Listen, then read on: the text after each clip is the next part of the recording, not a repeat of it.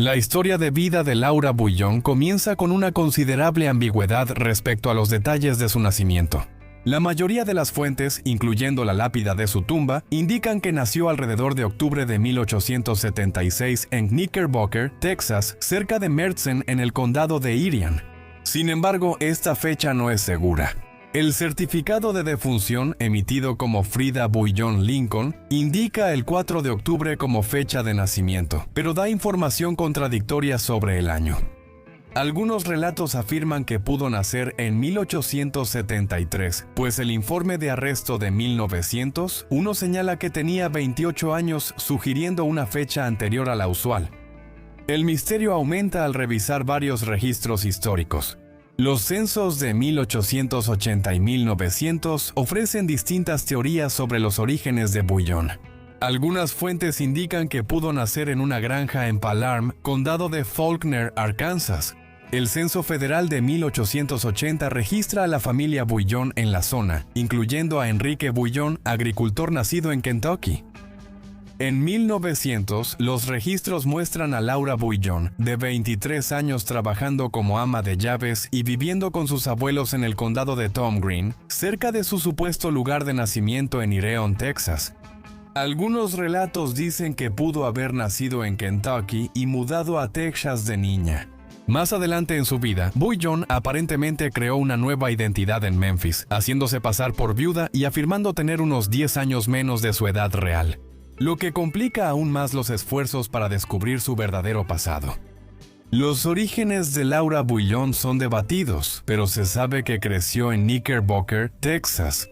Esta comunidad rural no era solo otro asentamiento fronterizo, sino que servía como un crisol tanto para vaqueros legales como para aquellos que operaban fuera de la ley, funcionando efectivamente como un centro social para individuos involucrados en actividades ilícitas. El área produjo a varios miembros del famoso Wild Bunch, así como a otros criminales notorios.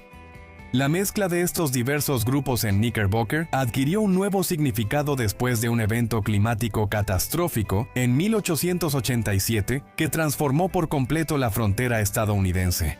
Esta devastadora ventisca diezmó aproximadamente al 90% de la población bovina de la región, exponiendo la fragilidad de los métodos tradicionales de ganadería. Los ganaderos se adaptaron formando rebaños más pequeños y encerrados, además de cultivar alimento para mantener a sus animales en invierno. Este cambio disminuyó mucho la demanda de mano de obra vaquera, dejando a muchos sin trabajo. Las consecuencias de esta transformación fueron amplias y afectaron a personas como Harry Langemak, quien después sería conocido como el Chico Sundance. Originario de Pensilvania, el joven reservado Langemak había quedado cautivado por los relatos sensacionalistas del oeste y se aventuró hacia el oeste a la temprana edad de 14 años, persiguiendo su aspiración de convertirse en vaquero. Después del desastre invernal de 1887, las oportunidades laborales bajaron, llevando a Langemak y otros a actividades ilícitas para sobrevivir. Se volvió uno de los miembros más infames de la banda salvaje. Fue en este contexto de agitación social y económica que Laura Bouillon llegó a la adultez. Su padre, Enrique Bouillon, participaba en robos a bancos, lo que sirvió como su introducción a los elementos criminales que frecuentaban Knickerbocker. A través de estas conexiones, conoció a personas que le permitirían desempeñar papeles fundamentales en la formación del rumbo de su vida. Los primeros años de Laura fueron inestables. Sus padres se separaron cuando ella tenía 5 años, y desde entonces su madre Farabi mudaba frecuentemente a sus hijos entre familiares mientras buscaba nuevas parejas. La muerte de Enrique durante un acto delictivo le dio a Farabi la oportunidad de casarse de nuevo, lo que resultó en que sus hijos quedaran al cuidado de sus abuelos. Esta serie de acontecimientos privó a Laura de una orientación parental constante durante su etapa crucial de desarrollo. Las asociaciones criminales del padre de Laura siguieron influyendo en su vida. A los 13 años aproximadamente conoció a William News Carver y a Ben Kilpatrick, este último conocido como el Texano Alto. Su tía, Viana Byler, se casó con Carver en 1891. La muerte prematura de Viana tras su unión llevó a Carver a involucrarse más en actividades ilícitas, hasta unirse a la banda de Blackjack Ketchum. Laura comenzó una relación con Carver a los 15 años pese a su vínculo anterior con Josie Bassett, cuya hermana Ann tenía una relación con Butch Cassidy. Laura también empezó a trabajar como prostituta en San Antonio. 2 años después, intentó reformarse en Knickerbocker, inscribiéndose en programas educativos y cumpliendo normas legales. Aunque Laura mantuvo correspondencia con Carver durante este tiempo, y pese a sus esfuerzos de rehabilitación, su vínculo con él persistió. Para cuando cumplió 20 años, había dejado la casa de su familia para mantenerse por sí misma, encontrando empleo como bailarina en un salón de baile y reanudando el trabajo sexual. En el establecimiento de Madame Fanny Porter en Texas, este burdel, aunque infame, era conocido por su opulencia y atraía a miembros de la banda salvaje. Se especula que aquí pudo ocurrir el primer encuentro entre Sundance Kid y Eda Place. Aunque el empleo en el establecimiento de Madame Fanny podría ser visto desfavorablemente según los estándares actuales, para alguien como Laura, criada en circunstancias empobrecidas y tumultuosas, ofrecía cierto grado de comodidad y seguridad. El establecimiento presumía de mobiliario lujoso, ropa de cama de alta calidad, vestimenta elegante y champán fino. Se decía que Madame Fanny cuidaba a sus empleadas como una madre. Laura seguía visitando el local de Madame Fanny pese a unirse a la banda salvaje, lo que sugiere que este estilo de vida, a pesar de sus riesgos, le brindaba una sensación de familiaridad y autonomía que le faltaba en otras partes de su vida. En la etapa inicial con la banda de Ketchum, William News Carver solía reunirse seguido con Laura Bouillon en el local de Madame Fanny Porter. Carver era conocido por sus actividades ilegales y su atractiva apariencia. Aunque su temperamento era volátil y errático para Laura, él probablemente era el tipo de interés romántico difícil de dejar, pese a las muchas señales de advertencia. Su apodo, Noticias, surgió por su gusto de ver su nombre en los medios impresos. Laura, atraída por la vida fuera de la ley y la influencia de su padre en su carácter desafiante, terminó buscando más que la atención ocasional de Carver. Ella pidió unirse a la banda de Ketchum, pero Blackjack Ketchum rechazó su solicitud.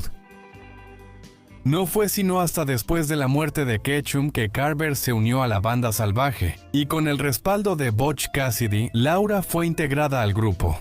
Esto marca el inicio de la permanencia de Laura en la banda, donde la llamaban Rosa Salvaje o Rosa Espinosa. Aunque sus responsabilidades precisas siguen siendo ambiguas, se sabía que ayudaba en la disposición de objetos robados, billetes falsos y posiblemente servía como encargada de caballos durante los robos. El grado de su participación directa en los atracos es incierto, aunque un oficial de la ley creía que era totalmente capaz de participar en ellos. En 1901, Carver contrajo matrimonio con otra trabajadora sexual, Lily Davis, a quien conoció en el establecimiento de Madame Fanny. Esta unión llevó a la banda salvaje a Fort Worth, donde posaron para la foto de los 5 de Fort Worth, que pronto apareció en carteles de búsqueda en todo el país. Laura se angustió por el nuevo matrimonio de Carver, lo que causó su distanciamiento. Posteriormente se involucró románticamente con Ben Kilpatrick y posiblemente con otros miembros de la banda. Sin embargo, Carver pronto desconfió de su nuevo estado civil y retomó su antiguo estilo de vida. Y para Laura, a pesar de su relación tumultuosa, Laura parecía incapaz de romper completamente sus lazos emocionales con él. Su vínculo terminó en 1901 cuando Carver murió a los 32 años en una emboscada de las fuerzas del orden. Tras la muerte de Carver, Laura se entregó por completo a Kilpatrick. A diferencia de Carver, Ben era relajado, demostrativo, llenaba a Laura de regalos y la llevaba de excursión. Sus crianzas similares y familias con conexiones criminales fomentaron una afinidad natural entre ellos. Kilpatrick conoció a Carver y los Ketchum en Knickerbocker, fortaleciendo su lugar en el crimen organizado. Con el aumento de la presión policial, la banda salvaje tuvo que disolverse. Butch Cassidy, el chico Sundance y Eda Place se fueron a Sudamérica por un nuevo comienzo, mientras Laura y Ben se quedaron con el chico Curry. Asaltaron un tren recordando sus hazañas con la banda salvaje. Tras el exitoso robo, Laura y Ben buscaron refugio en San Luis en 1900, uno adoptando los seudónimos de señor y señora Benjamin Arnold para evadir la captura. Pero su fortuna no duró mucho. Un informe de arresto fechado el 6 de noviembre de 1900, uno registró a Laura bajo el alias Della Rose, junto con otros nombres asumidos como Clara Hayes, Laura Casey y Laura Bouillon. Al ser detenida, usaba el nombre señora Nellie Rose. El New York Times sugirió que las autoridades sospechaban que ella se disfrazaba de hombre para robar un tren en Montana. El jefe de detectives Desmond destacó su compostura bajo presión y sugirió que su participación en un asalto era posible. Notó que sus rasgos masculinos y confianza le habrían permitido hacerse pasar por un joven vestido de hombre. La extensa lista de alias de Laura, incluyendo los ya mencionados Claire Hayes, Clara Hayes y Clara Casey, así como sus apodos como Rosa del Desierto y Rosa de la Banda Salvaje, ejemplifican su habilidad para asumir diversas identidades.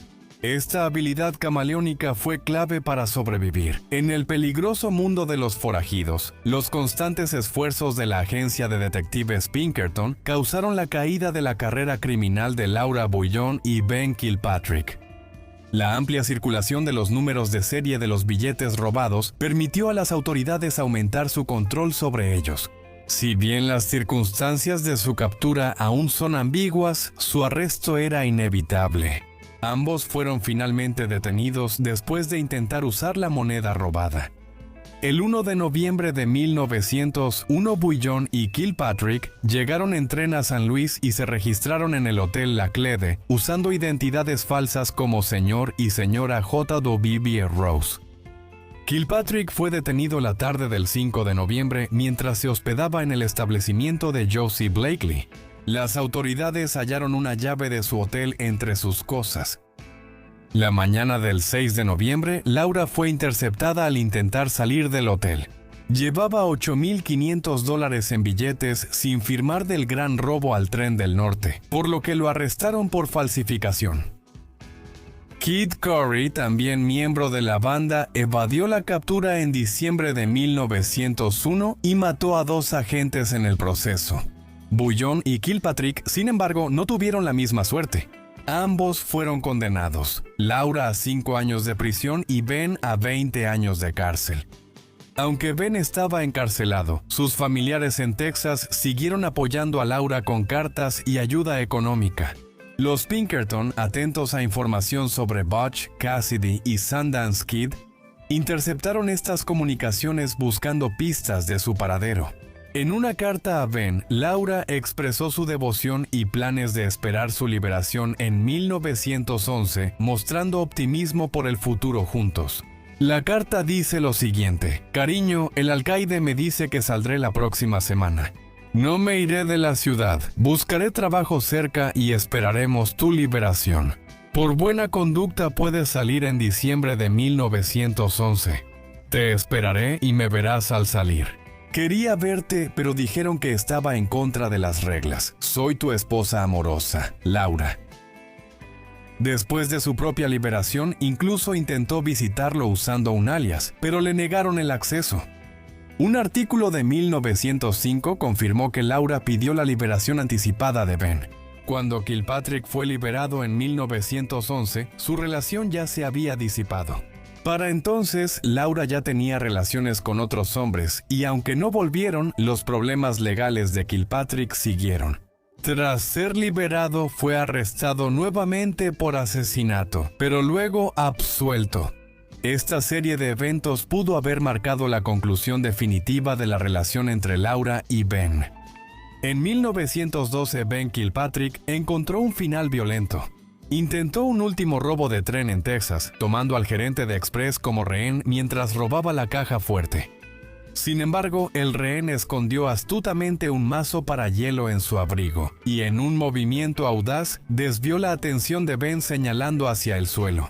Cuando Ben se inclinó, el rehén lo golpeó en la parte trasera de la cabeza, matándolo al instante. Kilpatrick murió a los 38 años, marcando el final de la era de los asaltantes de trenes, pues este estilo de vida se volvía obsoleto. Después de salir de prisión, Laura Bullón abandonó su pasado criminal. Adoptó el nombre de Frida Bullón Lincoln y se presentó como la viuda de un veterano de la Primera Guerra Mundial. En 1918 se mudó a Memphis, donde pasó el resto de su vida dedicada a varios oficios. A lo largo de los años se ganó la vida como ama de llaves, costurera, fabricante de cortinas, modista y finalmente como decoradora de interiores. Para 1920 los registros indican que Laura era costurera en Jennings Furniture Company. Vivió en 221 Monroe Avenue de 1927 a 1948 y luego en 1374 Madison Avenue, la única de sus casas intacta hasta 2007. Durante la década de 1930 fue documentada como fabricante de cortinas y más tarde elevó su estatus a decoradora de interiores para 1940. Al empeorar su situación financiera a finales de los 40, se mudó seguido y en los años 50 ya no tenía profesión registrada. De 1953 a 1959 desapareció totalmente de los directorios de la ciudad. Laura volvió en 1959 y vivía en el 278 de Cosset Place, Memphis. Permaneció allí hasta su fallecimiento por una enfermedad cardíaca el 2 de diciembre de 1961 a la edad de 85 años.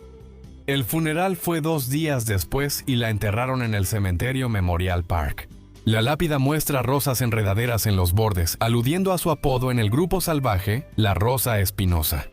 Laura Bullón fue la última sobreviviente de esa banda que alguna vez fue infame y luego se volvió legendaria. En sus últimos años, Laura fue de las pocas personas que conoció a la enigmática Eda Place, la misteriosa compañera de los hijos de Sondan. Eda desapareció en 1909 tras la supuesta muerte de Sundance en Bolivia, dejando solo especulaciones y preguntas sin respuesta. Cuando Laura murió, solo Josie Bassett, fallecida en 1964, podía quizá aclarar el misterio de Eda Place. Laura Bullón fue una mujer que vivió una vida llena de peligro y valentía. Fiel a su apodo de la Rosa Espinosa, fue de las pocas forajidas temidas en una banda salvaje. En un mundo criminal dominado por hombres, Bullón dejó su huella. Aunque participó en actividades ilegales, los últimos años de Bullón fueron pacíficos y de trabajo. Esto demostró que pudo adaptarse incluso después del fin de los forajidos. Una nota al pie cautivadora en la fascinante historia del viejo oeste estadounidense.